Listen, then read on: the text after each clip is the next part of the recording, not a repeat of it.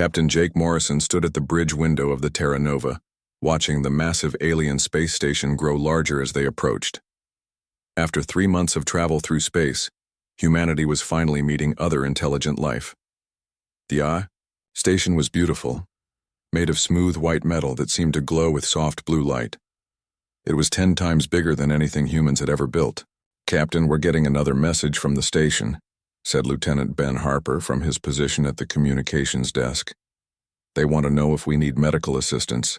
They keep asking about our life support systems." Jake frowned.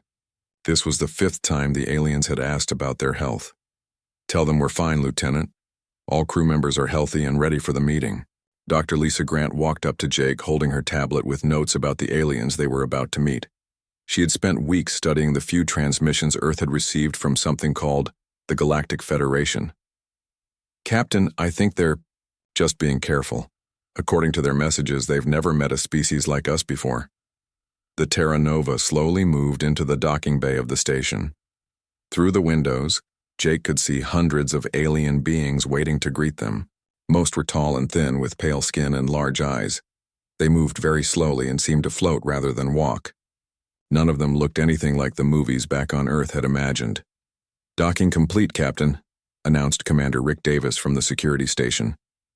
"The aliens have connected an air bridge to our ship. They say their atmosphere is safe for us to breathe." Jake straightened his uniform and looked at his small team. Dr. Grant carried her medical scanner and communication device. Ambassador Claire Newton held a briefcase with gifts from Earth. Commander Davis had his hand near his weapon, though Jake had ordered all weapons to remain hidden during this first meeting. They walked through the airlock and into the alien station. The gravity felt lighter than Earth's and the air smelled like flowers. Soft music played from hidden speakers, and the walls showed moving pictures of peaceful landscapes from different worlds. A group of aliens approached them. The leader was taller than the others, with silver skin and eyes that seemed to change color. When it spoke, a small device on its chest translated the words into English. "Welcome, beings from the world you call Earth. I am Vashatai, leader of the Zentari Council. We are very happy to meet you, though we are also very worried about your health and safety." Ambassador Newton stepped forward with a smile. "Thank you for welcoming us, Vashtai. We are honored to be here. We bring greetings from all the people of Earth." Vashtai's eyes turned bright yellow, which Dr. Grant guessed meant surprise or concern. "Please, you must come with us to the medical center first. We need to make sure you are not sick or injured. Your world is very dangerous and we fear you may have health problems." The humans looked at each other in confusion. "We're perfectly healthy," Jake said. "Our medical team checked everyone before we left Earth." "But you come from a death world," said another alien, this one with blue skin and 4 arms. "No intelligent life should be able to survive on such a planet. You must be in great pain." Dr. Grant raised her tablet. "I'm sorry, but what do you mean by death world?" The aliens whispered among themselves in their own language before Vashtai answered. "Your planet has conditions that would kill most life in the galaxy within minutes. The gravity is too strong. The atmosphere has too much oxygen, the temperature changes are extreme, and your star sends out dangerous radiation." "That's just normal for us," Ambassador Newton said with a laugh. "Humans have lived on Earth for thousands of years. We've adapted to those conditions." The aliens' eyes all turned bright red, which seemed to mean fear or shock. One of them fell down and had to be helped back up by the others. "Adapted?" Vashatai's voice became very quiet. "You mean your species changed to survive in such conditions?" "Well, yes," Dr. Grant said, not understanding why this upset them so much. "Evolution is a natural process. Species change over time to better survive in their environment." The aliens began talking very fast among themselves. Jake could hear the fear in their voices even though he couldn't understand their language. Finally, Vashtai turned back to the humans. "Please, you must tell us about your world. We need to understand how you survived.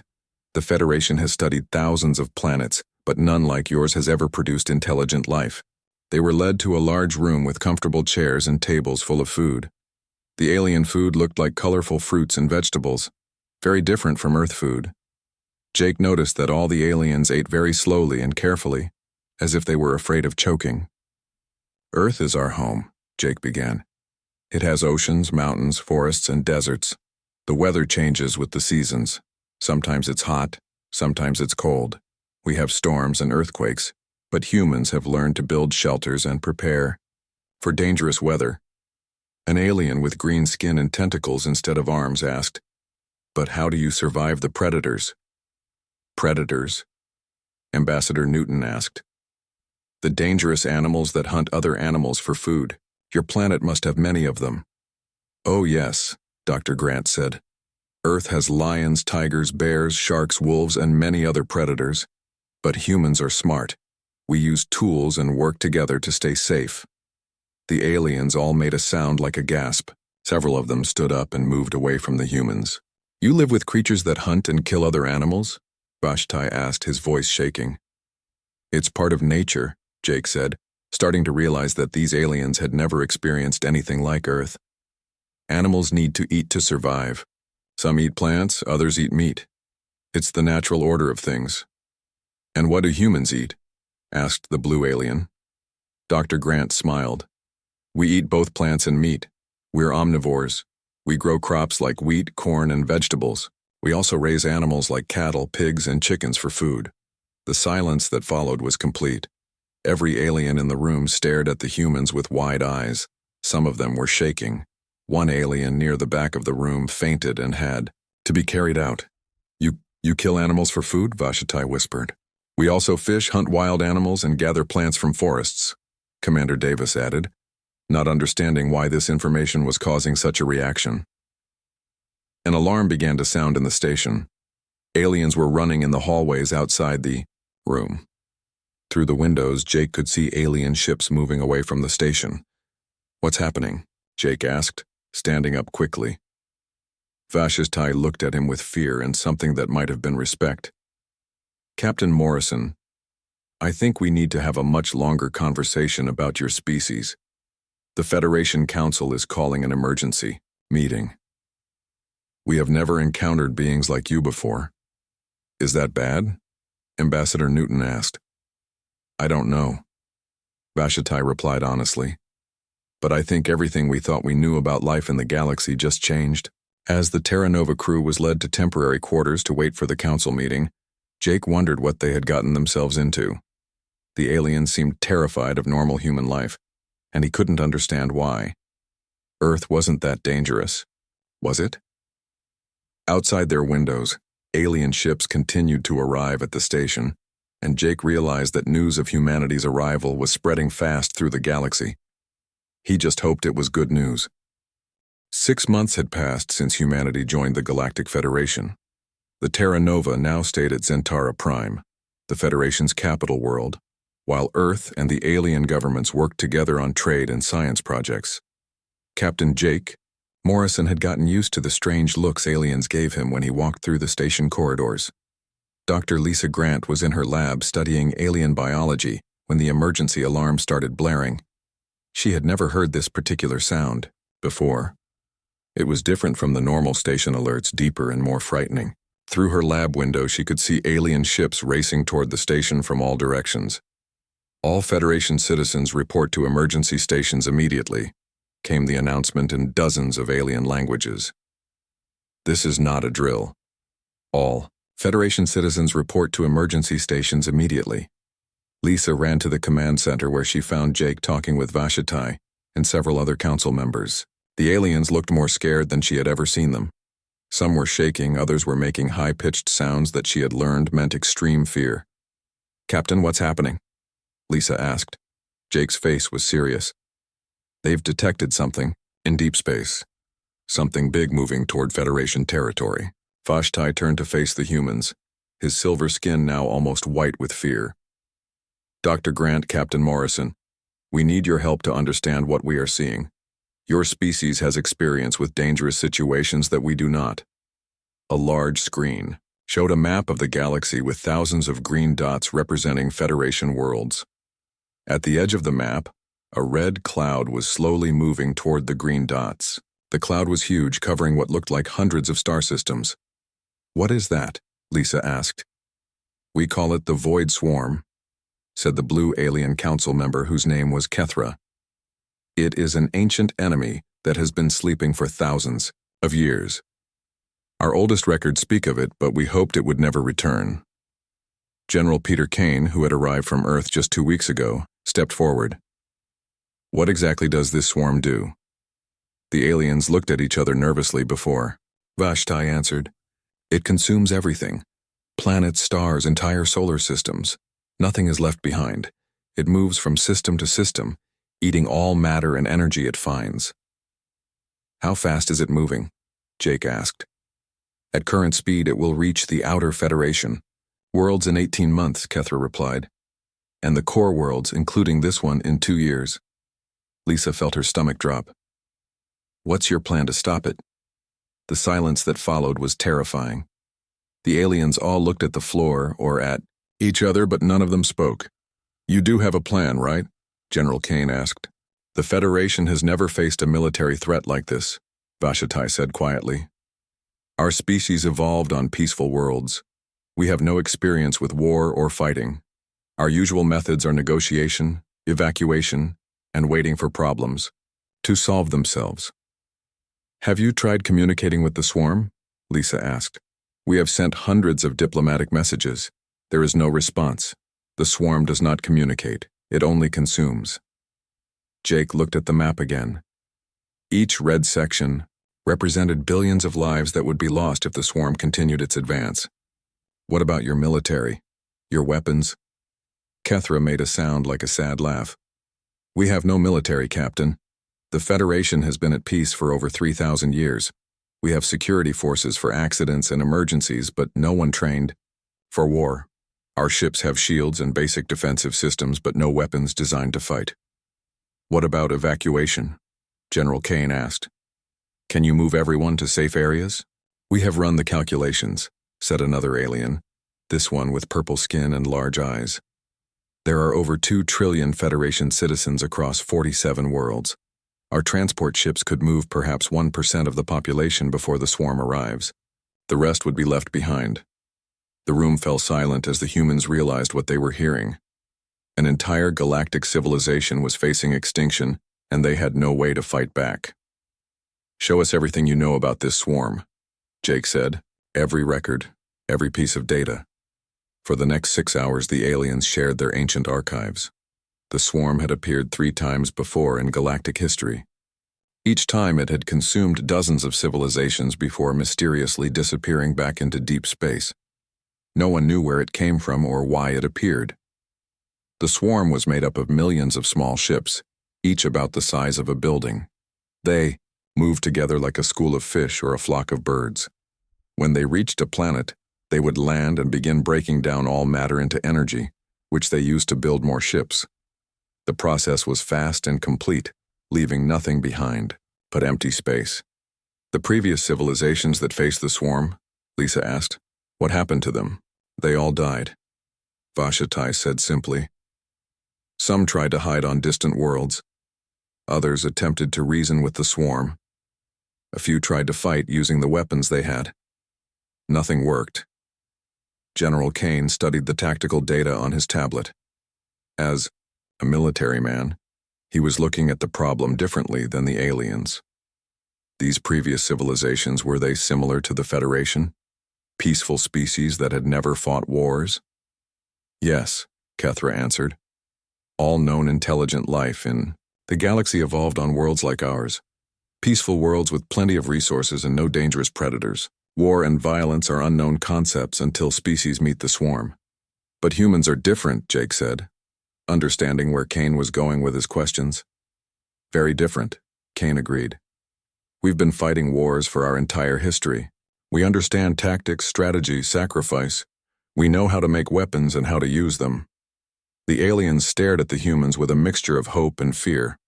They had spent months being frightened by humanity's violent nature, and now that same nature might be their only hope for survival. You're asking us to fight this thing, Lisa said. We're not asking anything, Vashti replied. We have no right to ask beings from another world to die for us. But if you choose to help, we will give you anything you need. Jake looked at his small crew, then at General Kane. They were just a few humans on a single ship facing an enemy that had destroyed entire civilizations. The smart thing would be to take a fast ship back to Earth and warn humanity to stay far, away from this part of the galaxy.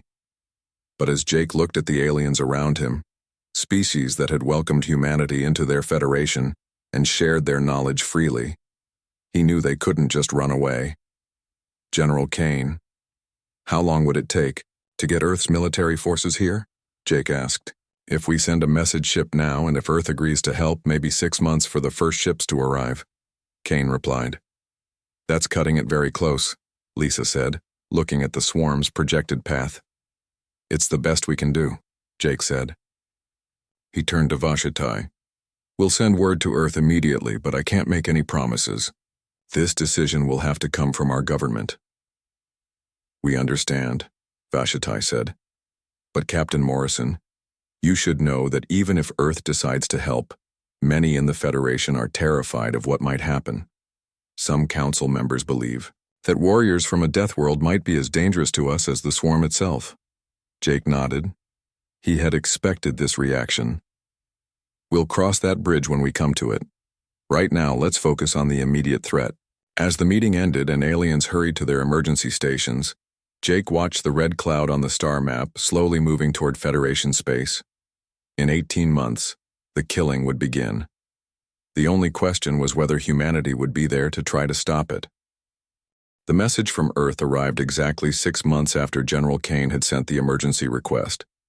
Admiral Susan Blake stood on the bridge of the battleship New York, leading a fleet of 30 human warships toward Federation space.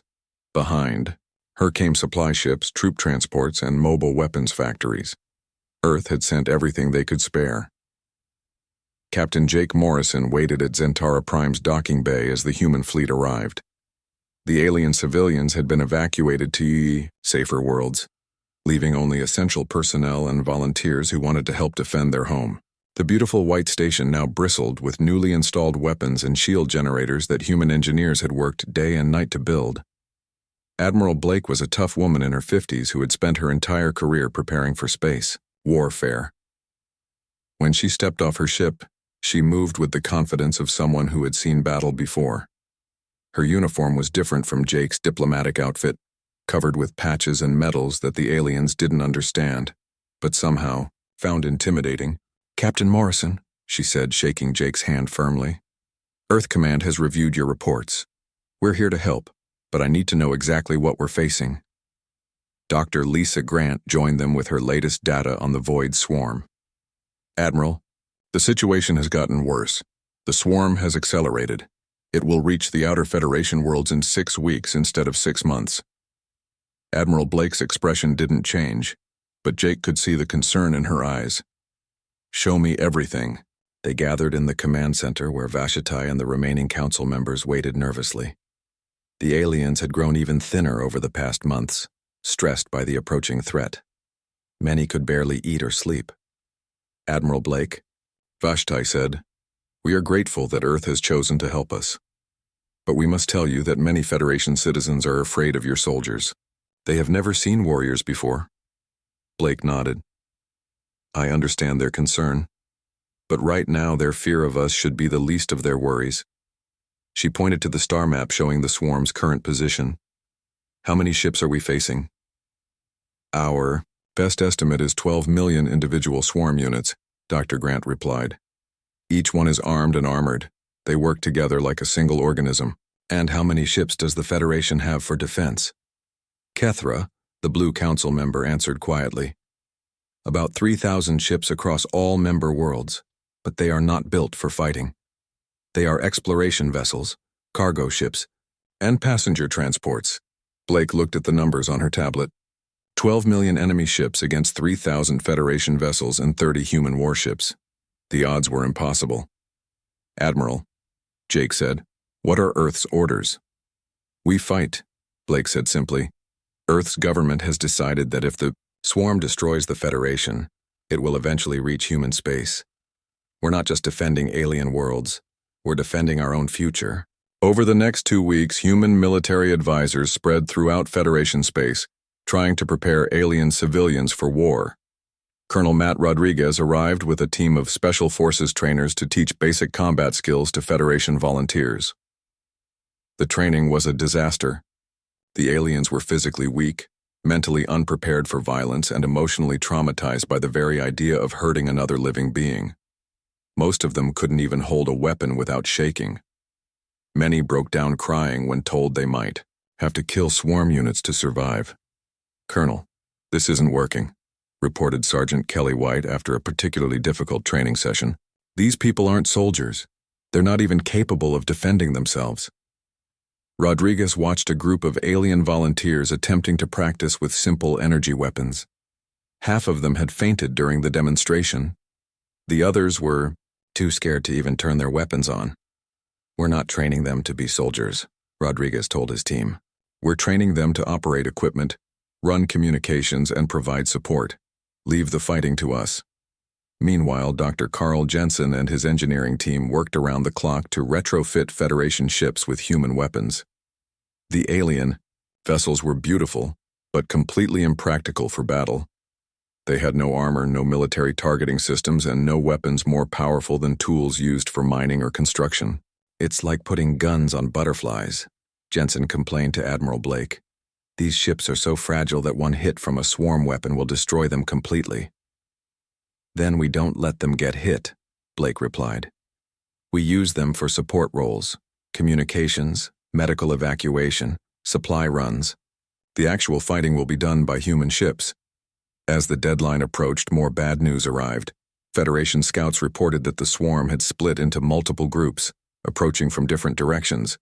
The aliens would have to defend several worlds at once instead of concentrating their forces in one place.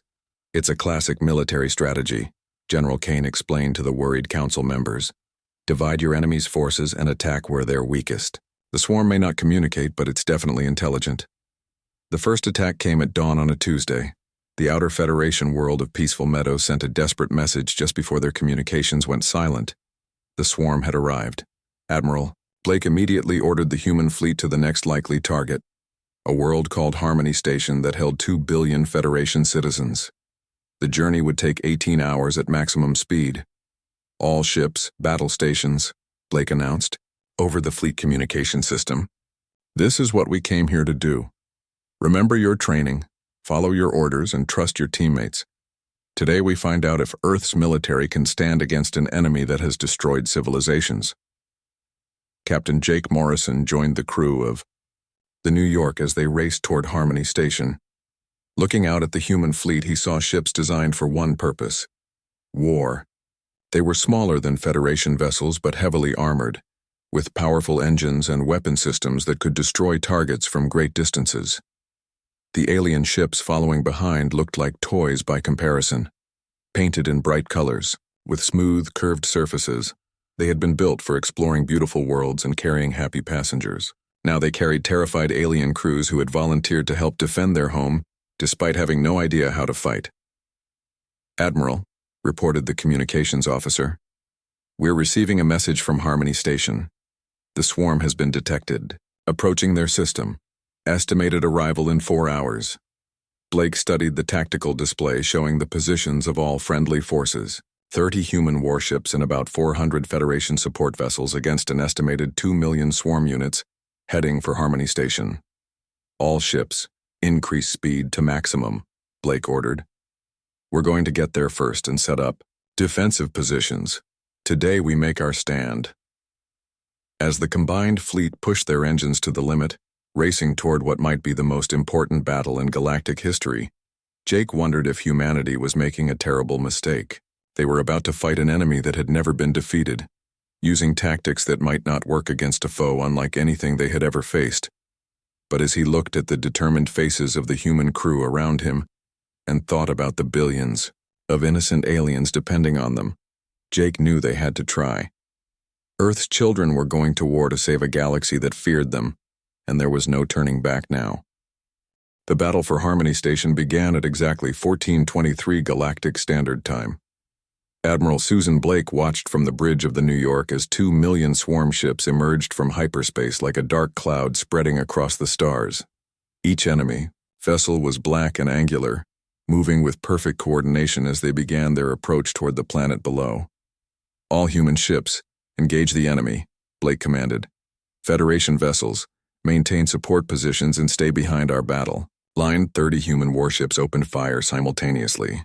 Bright beams of energy and streams of missiles reached across space toward the swarm formation. The weapons found their targets, and hundreds of enemy ships exploded in brilliant flashes of light. For a moment, Captain Jake Morrison felt hope as he watched the swarm ships being destroyed. Then the enemy returned fire. Millions of energy beams shot back toward the human fleet. The defensive shields of the human ships flared as they absorbed the incoming attacks, but the sheer number of enemy weapons was overwhelming. "Shields down to 60%, reported the weapons officer aboard the New York. "They're concentrating fire on our lead ships." Admiral Blake had expected this. The swarm was using simple tactics: throw everything at the enemy and overwhelm them with numbers. But humans had been fighting wars for thousands of years, and they understood something. The swarm did not. "All ships execute Battle Plan Alpha," Blake ordered. "Fall back to defensive positions around the planet." The human fleet retreated, drawing the swarm ships closer to Harmony Station. The aliens watching from the planet's surface saw their protectors running away and began to panic, but Blake knew exactly what she was doing. "Now," she said quietly. Hidden weapons platforms that human engineers had secretly installed around Harmony Station suddenly activated. Massive energy cannons and missile launchers began firing at the swarm ships from multiple directions. The enemy formation, focused on chasing the human fleet, was caught completely by surprise. Thousands of swarm ships were destroyed in the first few seconds of the trap. But there were still millions more, and they quickly adapted to the new threat. The cloud of enemy vessels split into smaller groups, attacking the weapons platforms while still pursuing the human ships. "Admiral, we're losing the orbital defenses," reported Colonel Rodriguez from the planet's surface. "The platforms are being overwhelmed." Blake nodded grimly. She had known the trap would only work once. Now came the real test of human military doctrine against an enemy that had never been defeated. "All ships, implement Scorched Earth Protocol," Blake announced. Jake Morrison felt his stomach clench. He knew what those words meant. The human fleet was going to sacrifice itself to give the Federation civilians time to evacuate. The 30. Human warships turned and charged directly into the center of the swarm formation. It was a suicide run, but it served multiple purposes. The human ships had nuclear weapons aboard, and when they detonated inside the enemy fleet, each explosion would destroy hundreds of swarm vessels. "This is Captain Sarah Lopez aboard the destroyer Boston," came a voice over the communication system. "Beginning final attack run. It's been an honor serving with you all." One by one, human ships dove into the swarm cloud and exploded. Each sacrifice bought precious time and eliminated thousands of enemy vessels. The aliens watching from their support ships were horrified and amazed by what they were seeing. The humans were deliberately dying to protect people they had only known for a few months. But the swarm was too large.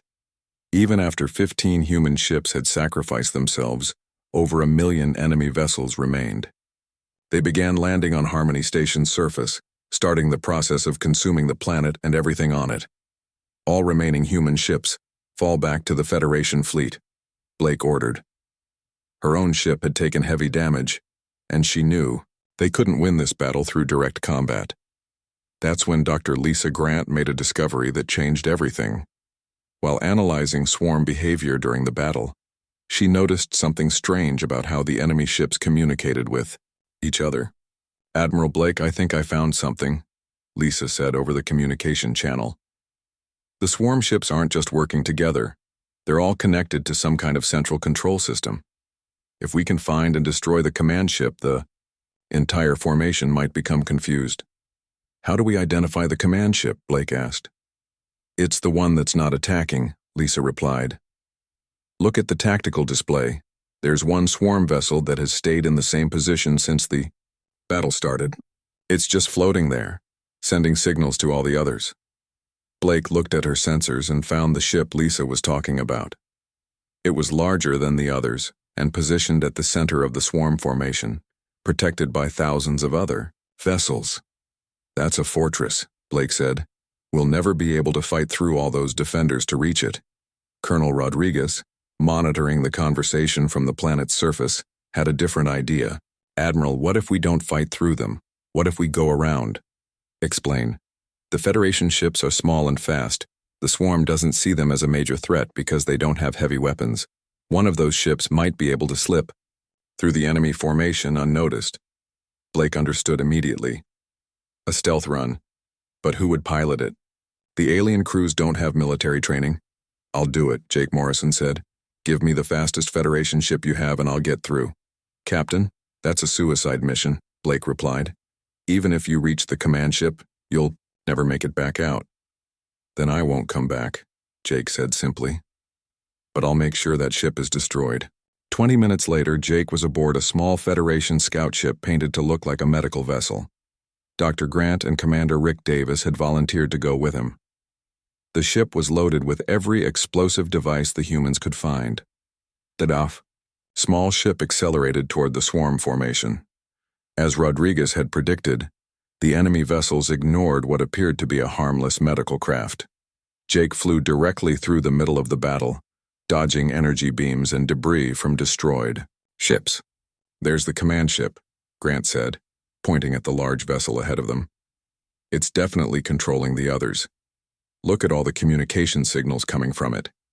Jake pushed the ship's engines to maximum power and aimed directly at the command vessel.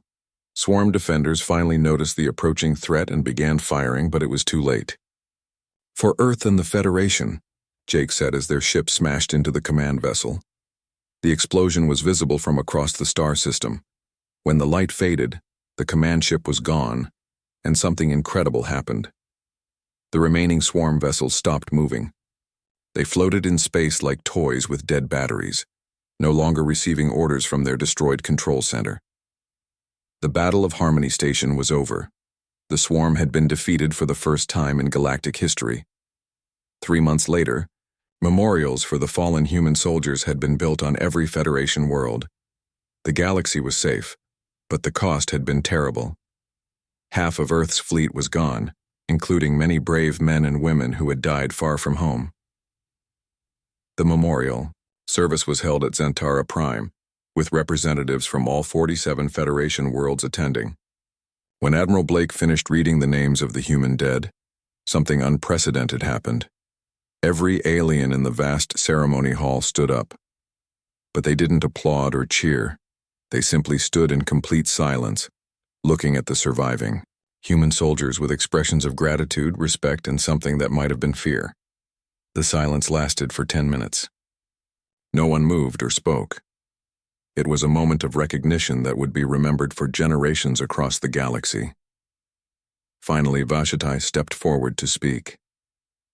"The Deathworlders saved the galaxy," he said quietly, "and we will never forget what they sacrificed for us." As Jake Morrison looked out at the thousands of alien faces, he realized that humanity's relationship with the galaxy had changed forever. They were no longer the strange newcomers from a dangerous world. They were the protectors, the ones who would fight when others could not. The aliens stood in silence because they finally understood what it meant to be human, and they were both grateful and terrified by that understanding.